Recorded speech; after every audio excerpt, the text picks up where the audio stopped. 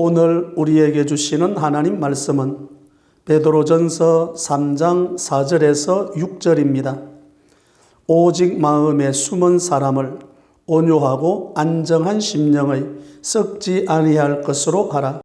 이는 하나님 앞에 값진 것이니라. 전에 하나님께 소망을 두었던 거룩한 부녀들도 이와 같이 자기 남편에게 순종함으로 자기를 단장하였나니 사라가 아브라함을 주라 칭하여 순종한 것 같이 너희는 선을 행하고 아무 두려운 일에도 놀라지 아니하면 그의 딸이 된 것이니라. 아멘. 우리 먼저 지난주일 말씀 댓글 읽기부터 소개해드립니다. 지난주일 말씀 제목 같이 한번 읽어보죠. 시작. 아내의 모습. 이런 제목입니다. 하늘 나그네로서의 아내의 모습. 그래서 지난주일 말씀에 댓글 읽기가 많이 있었지만 그 중에 아내들 것만 뽑아봤습니다. 아내들 것만. 성경은 부인들이라고 그러죠. 이들의 댓글 읽기 한 4개 정도 이렇게 소개해드립니다. 첫째, 하늘 나그네 아내로서 남편에게 순종함으로 잔소리가 아닌 감동으로 남편을 변화하게 하며 하나님을 두려워함으로 남편을 소홀히 하지 않고 무시하지 아니하며 존중하게 하시고 외모로만 하지 말게 하시고 현숙한 여인의 모습을 가진 아내이길 원합니다. 감사합니다. 두 번째 말씀 댓글 읽기. 나그네의 옷을 벗긴 것은 차가운 바람의 잔소리가 아니라 따뜻한 햇볕의 감동이었음을 생각하며 지혜로운 아내가 될 수 있도록 지혜를 구합니다. 감사합니다. 세 번째 말씀 댓글 읽기입니다. 남편과 나 사이에 하나님이 계심을 잊지 말자. 이웃과 동료와 다른 사람과 나 사이에도 하나님이 계심을 잊지 말자. 말이 아니라 행실로 하나님의 자녀됨을 드러내자. 감사합니다. 네 번째 말씀 댓글 읽기. 부부싸움 할 때 둘 사이에 예수님이 계시다는 것을 잊어버리지 않게 하시고 남편을 말로 변화시키려 하지 말고 정결한 행동을 통해 감동을 주는 하늘 나그네로서의 아내의 모습이 되게 해주세요. 그리고 다섯 번째는 보너스로 항상 드리는 거 단어 하나. 이 단어를 세 분이 썼더라고요. 그래서 소개해드립니다. 오늘 주일 오전 나에게 주신 말씀의 키워드는 아기작거려 걸으며 입니다. 아기작거려 남편을 유혹하는 쟁쟁한 소리, 그 말이죠. 아기작거려. 마지막 시대가 되면 이런 모습들이 나타난다는 이야기입니다. 자, 오늘 또 말씀을 들으시고 이런 말씀 댓글 읽기에 한번 도전해보면 좋겠습니다. 단어 하나 쓰십시오. 그러면 오늘 말씀의 제목 같이 한번 읽어봅니다. 시작. 하늘 나그네로서의 아내의 모습 두 번째 시간입니다. 두 번째 시간, 아름다운 단장은 여성의 생명입니다. 여성으로서 자신을 가꾸지 않는 것은 게으름이고 무례함일 수도 있습니다. 그러나 믿음의 여성은 더욱 본질적인 단장을 해야 되는데 그 본질적인 단장이 속사람, 마음을 단장해야 된다고 말씀합니다. 그리스도인은 겉모습보다는 내면을 아름답게 가꾸어야 됩니다. 남편에게 순종하라. 그 말씀은 어떤 사람이 하는 말이 아닙니다. 그러니까 남편과 아내의 그 관계 이전에 하나님과의 관계에서 이루어지는 선한 인격을 이야기합니다. 하나님과의 관계에서 이루어지는 데서 나오는 그 순종이 남편을 향해야 된다 그 말입니다. 하나님은 아름다운 마음으로 남편에게 순종하는 여인을 귀하게 여기십니다. 사랑과 순종의 관계를 통해서 부부는 영적으로 성장하게 될 뿐만 아니라 하나님의 은혜를 누리게 됩니다. 그래서 오늘 하늘 나그네로서 아내의 모습 두 번째 시간입니다. 여러분 4절을 한번 보죠. 4절 같이 합독합니다. 오직 마음에 숨은 사람을 온유하고 안정한 심령에 썩지 아니할 것으로 하라. 이는 하나님 앞에 값진 것이니라. 아멘. 하늘 나그네로서의 아내의 모습 첫 번째는 온유하고 안정한 심령의 부녀들을 이야기합니다. 여기 4절에 보니까 오직 마음에 숨은 사람을 온유하고 어떤 심령으로? 안정한 심령으로. 우리가 단장할 것은 외모만 아닙니다. 외모도 단장해야 되죠. 그런데 외모에서 끝나서는 안 된다는 말씀입니다. 외모만 아니라 숨어있는 속사람을 단장해야 한다. 확실히 우리는 눈에 보이는 쪽으로 가는 경우가 많아요. 결혼할 때 보니까 여러분 선을 볼 때 속사람을 봅니까? 겉사람을 봅니까? 처음에 눈에 들어올 때 그 사람 보죠. 그 사람을 보고 야 괜찮네? 속사람을 아직 모릅니다.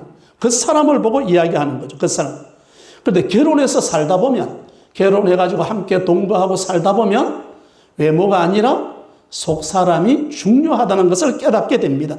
그 중요한 것이 바로 속사람의 아름다움입니다. 옛날 유행가에 이런 유행가가 있었는데 마음이 고와야 여자지 얼굴만 예쁘다고 여자냐. 이거 듣고 웃는 사람은 다 기성세대입니다. 예? 마음이 고와야지. 마음이 곱다. 성경에 그 마음이 곱다는 우리가 어떻게 알 수 있죠? 오늘 베드로전서 오늘 본문 속에서 베드로전서 3장 오늘 4절에 보면 본문 속에서 두 가지를 제시합니다. 마음이 곱다. 뭐가 어떻게 곱다는 건가? 그 곱다는 이야기가 하나는 온유함이고 하나는 안정함입니다. 온유하고 안정하다. 그래서 성경에서는 마음이 곱다. 속사람이 곱다. 이렇게 말씀하는 거죠. 여러분 여기 나온 온유하다. 온유하다는 말이 무슨 말인가 하면 펄펄 뛰는 야생마를 길들여서 고분고분하게 만든 상태. 아주 힘이 있어. 펄펄 날뛰고 싶는 거예요. 에너지가 넘치는 거지. 그런데도 고분고분해진 상태. 그걸 온유함이라 이야기합니다. 다른 말로 겸손해졌다는 말도 같습니다. 온유와 겸손은 같은 말로 이어집니다. 그러니까 온유는 잘 통제되고 있는 인격을 이야기합니다. 까다로운 남편을 만났습니다. 길길이 날뛰는 아주 온유함이 덜 됐다는 거예요. 아무리 까다로운 남편을 만났을지라도 길길이 날뛰고 성질을 낸다면 그런 온유함이 아직 모자란다는 이야기죠. 여러분 예수님의 성품 가운데 가장 첫 번째가 뭔가? 마태복음 11장 28절 같이 합독합니다. 나는 마음이 온유하고 겸손하니 나의 멍에를 메고 내게 배우라. 그리하면 너희 마음이 쉼을 얻으리니. 아멘. 나는 마음이 뭐하다? 온유하다. 누구의 마음이죠? 예수님의 마음이. 예수님의 성품 가운데 첫 번째가 강조되는 게 온유입니다. 온유. 힘이 있죠. 에너지가 있죠. 천지를 창조하신 분입니다. 그럼에도 불구하고 딱 이렇게 잘 통제되고 있는 인격을 가졌던 예수님 말입니다. 온유, 그 다음에 안정함입니다. 안정함. 고요한 영성, 고요한 태도를 이야기합니다. 예수 믿는 사람은 그렇게 떠들지 않습니다. 여러분 어떤 분이 그러대? 교회 다니더니 입만 살아갖고 이러면 보통 문제가 아닙니다. 입만 살아있는 게 아니라 행위가 살아있어요. 행위로 말미암아서 나타나는 건데 고린도후서 4장 16절을 봅니다. 같이 합독합니다.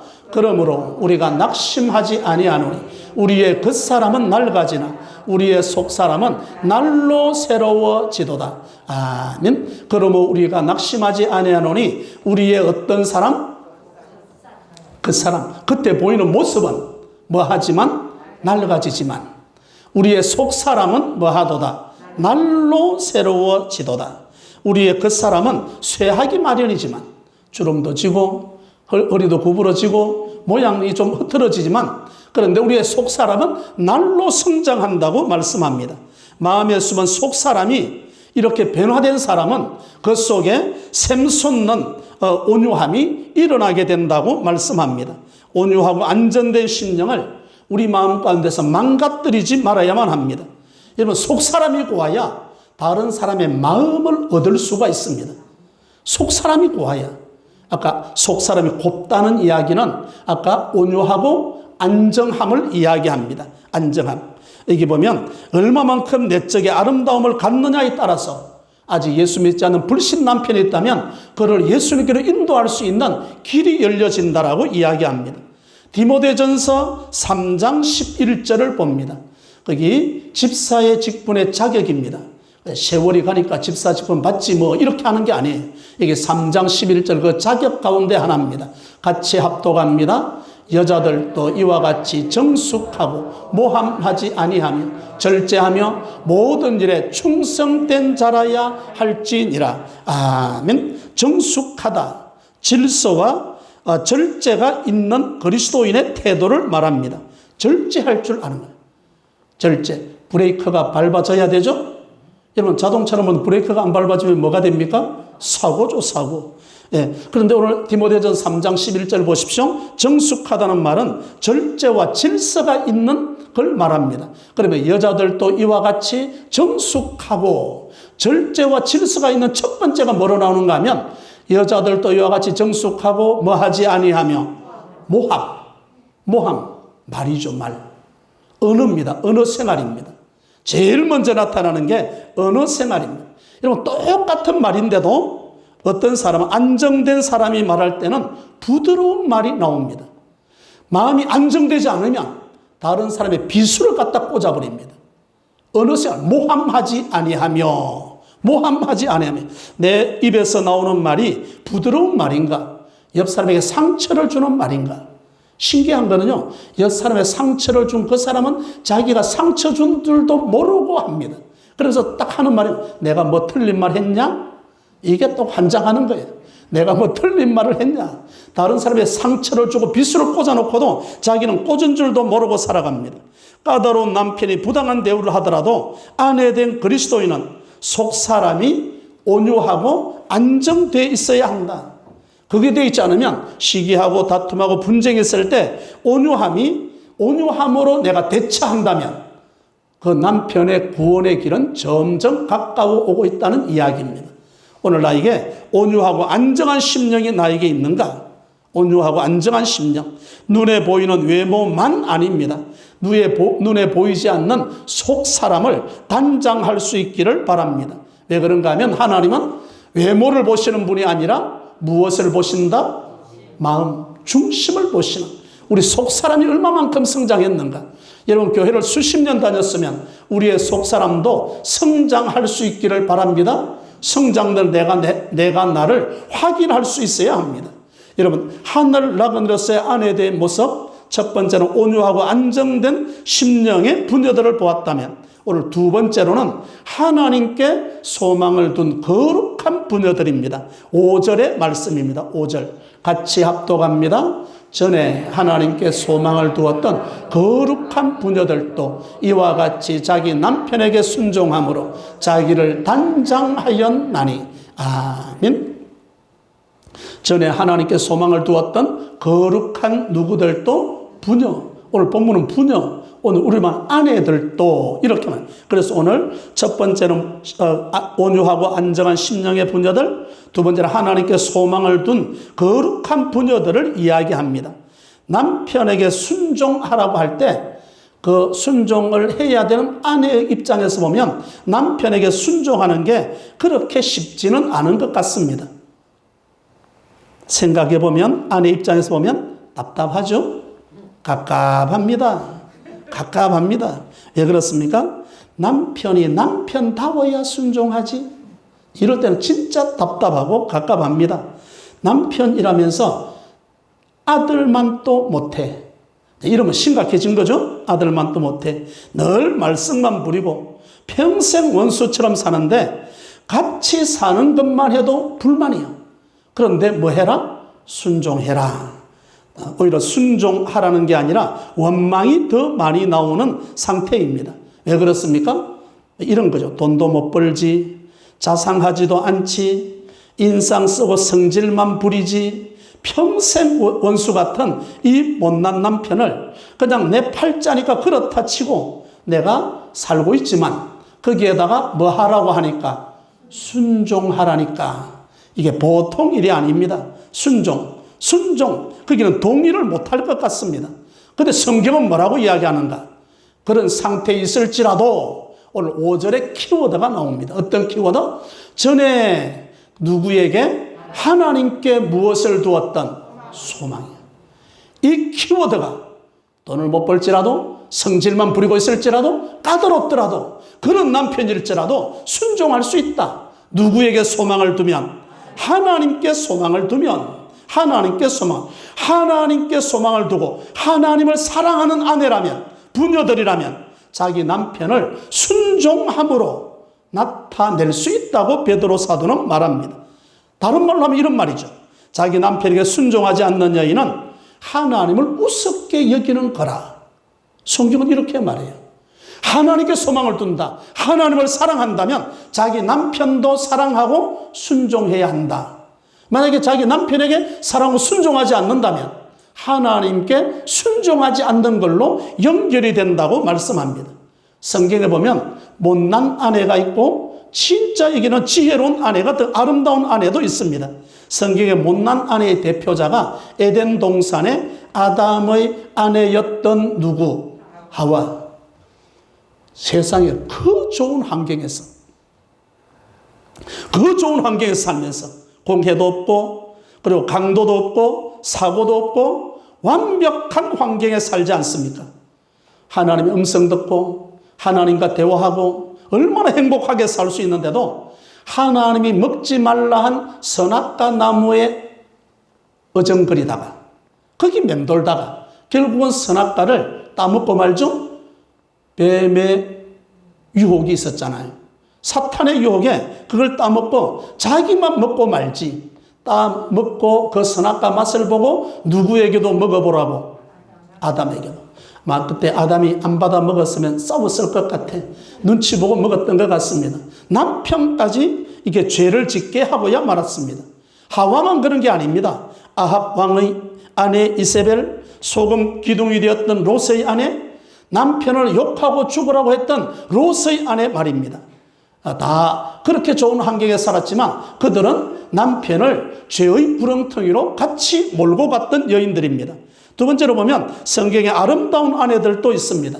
단지파, 마노아의 아내. 마노아 잉태하지를 못했습니다. 천사가 나타나서 아들을 준다는 그 말에 엎드려서 바로 경배합니다. 그런데 그 다음이 문제예요. 그걸 자기 남편에게 이야기했거든요. 야, 천사가 나타나서 나에게 아들 준다 그러더라. 근데 여러분 사사기 13장 22절 같이 합독합니다. 그의 아내에게 이르되 우리가 하나님을 보았으니 반드시 죽으리로다. 아멘. 거기 보면 22절을 보니까 그의 아내에게, 남편이 하는 말이죠. 남편이 아내에게 뭐라고? 우리가 하나님을 보았으니 반드시 뭐 한다?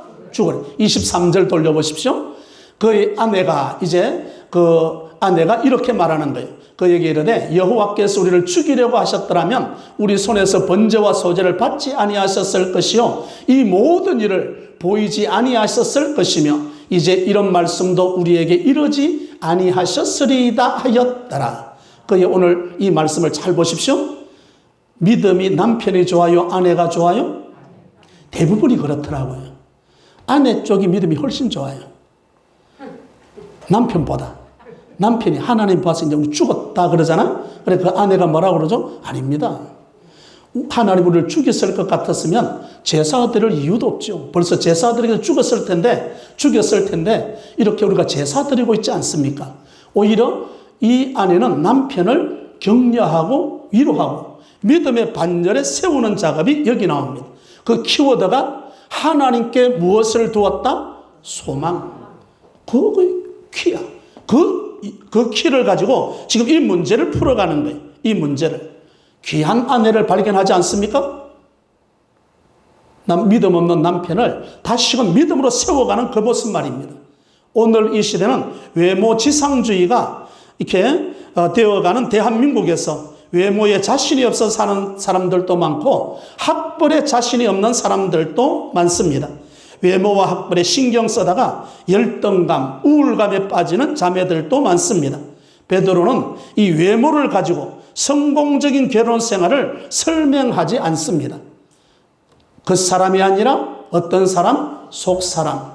온유하고 안정된 심령이어야 행복한 결혼 생활로 이어질 수 있다. 그러면서 잠언서 31장 30절 같이 합독합니다. 고운 것도 거짓되고 아름다운 것도 헛되나 오직 여호와를 경외하는 여자는 칭찬을 받을 것이라. 아멘. 여성의 아름다운 핵심은 겉모습에만 그 모습도 바꿔야 되지만 거기만 있는 게 아니라 온유하고 안정된 심령이라야 한다. 내면을 단장할 때 하나님의 칭찬이 있으리라고 말씀합니다. 하늘 나가느라서의 아내의 모습 세 번째 말씀입니다. 남편을 주라 칭하는 부녀들입니다. 오늘 6절의 말씀 같이 합독합니다. 사라가 아브라함을 주라 칭하여 순종한 것 같이 너희는 선을 행하고 아무 두려운 일에도 놀라지 아니하면 그의 딸이 된 것이니라. 아멘. 성경은 온유하고 안정된 심령을 가졌던 아내의 모델로, 본이 되는 모델로 사라를 제시합니다. 여러분, 사라의 남편이 누굽니까? 아브라함. 사라가 아브라함과 같이 산 게 진짜 행복하겠죠? 잘 살았으니까 이 사라가 지금 아내들의 모델로 지금 제시되고 있잖아요. 그러니까 이렇게 말합니다. 한번 살아봐라. 한번 살아보지. 한번 살아보지. 아브라함도 사라를 어지간히 속썩였습니다. 어디에서? 이런 창세기 12장을 보면 가나안 땅에 도착했습니다. 흉년이 들었습니다. 흉년이 들어 어디로 내려가죠? 애굽으로. 애굽에 내려 자기 아내를 바로 왕에게 뭐라고 이야기합니까? 누이라고 뺏겼어. 한 번이면 말도 안 한다. 창세기 20장을 가면 그랄 왕 아비멜렉에 똑같이 또 이 짓을 합니다. 자기 아내를 누구라고? 누이라고. 사라는 이런 인간하고 살았습니다. 그럼에도 불구하고 사라가 뭐라 그런가? 사라가 아브라함을 무엇이라 칭하여? 주라 칭하여. 주인이라고 칭하여. 그래서 하나님께서는 아브라함의 아내 사라에게 히브리서 11장 11절을 봅니다. 같이 합독합니다. 믿음으로 사라 자신도 나이가 많아 단산하였으나 잉태할 수 있는 힘을 얻었으니 이는 약속하신 이를 미쁘신 줄 알았음이라. 아멘. 믿음장에 사라라고 하는 이 아브라함의 아내가 당당하게 이름이 올라갑니다. 사라는 믿음의 여인이었다. 온유하고 안정한 심령으로 살았던 이 사라를 하나님께서 믿음의 사람으로 인정해주고 칭찬하는 모습입니다. 내가 믿음으로 살면, 믿음으로 남편에게 순종하면 하나님께서 그 남편을 변화시켜 주신다는 이야기입니다. 옛날 옛적 이야기라고 하고 지금은 남편을 주라고 부르라고 하면 소화가 안 된다고 그러고 하나님 진짜 해도 너무합니다라고 이야기합니다. 제가 만들어낸 이야기 아니잖아요. 어디에서 하는 말이죠? 성경에서 하는 말입니다. 우리 베드로가 이렇게 기록했고 더 올라가면 하나님께서 말씀하셨습니다. 이 말씀은 오늘 우리 시대에도 똑같이 사라처럼 자기 남편 사라가 아브라함 자기 남편을 뭐라고 했던 것처럼 주인이라고 했던 것처럼 오늘 우리 시대도 마찬가지입니다. 가정의 질서를 세우라 그 말입니다. 에베소서 5장 22절을 봅니다. 아내들이여 자기 남편에게 복종하기를 어떻게 해라?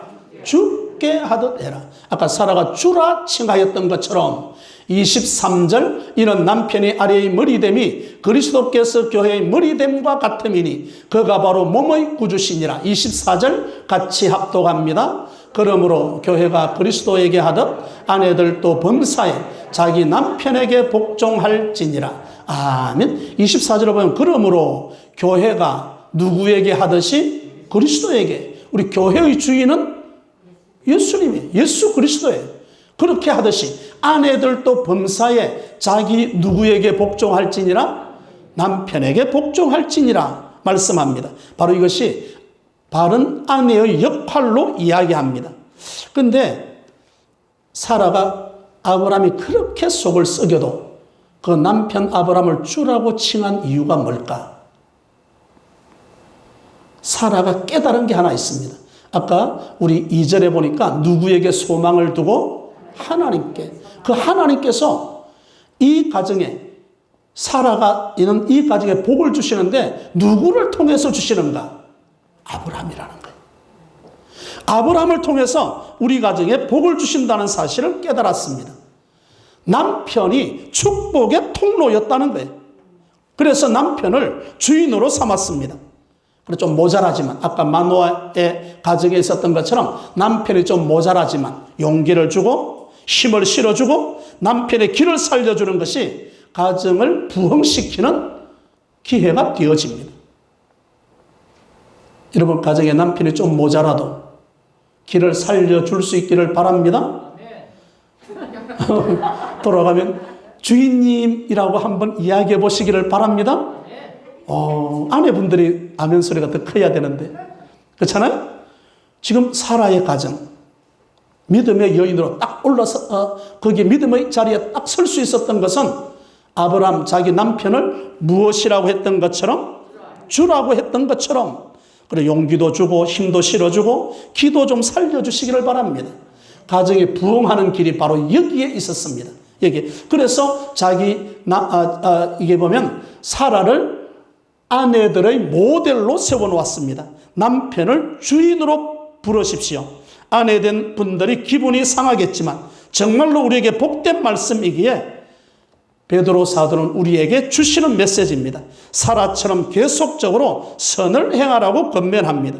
때로는 자신에게 두려운 일이 일어날 수 있지만 놀라지 말고 하나님을 신뢰하고 속썩이고 애먹이더라도 하나님께 소망을 두고 살아가면 누가 남편을 변화시켜 주시는 거죠? 하나님께서 역사해야 되는 거죠. 오늘 우리 댓글 봤잖아요. 잔소리로 변화되는 게 아니라니까요. 하나님께서 손을 대야 변화가 됩니다. 그럴 때 그는 그의 딸 사라의 딸이 되느니라 이렇게 말씀합니다. 믿음의 반열에 세워질 수 있다라고 말씀합니다. 오늘 말씀의 제목이 무엇입니까? 하늘 나그네로서의 아내의 모습입니다. 첫째, 온유하고 안정한 심령의 부녀들, 펄펄 뛰는 야생마를 길들여 고분고분해진 온유함으로 잘 통제되는 인격으로 성장하겠습니다. 둘째, 하나님께 소망을 둔 거룩한 부녀들, 남편에게 순종하라는 말씀의 핵심인 하나님께 소망을 나에게 적용하여 순종에 도전하겠습니다. 셋째, 남편을 주라 칭하는 부녀들, 아브라함이 그렇게 속을 썩여도 사라는 아브라함을 주라 순종했던 것처럼 남편에게 용기를 주고 힘을 실어주고 길을 살려주므로 말씀대로 가정을 일으킬 수 있는 저와 여러분이 되시기를 주님의 이름으로 축원합니다.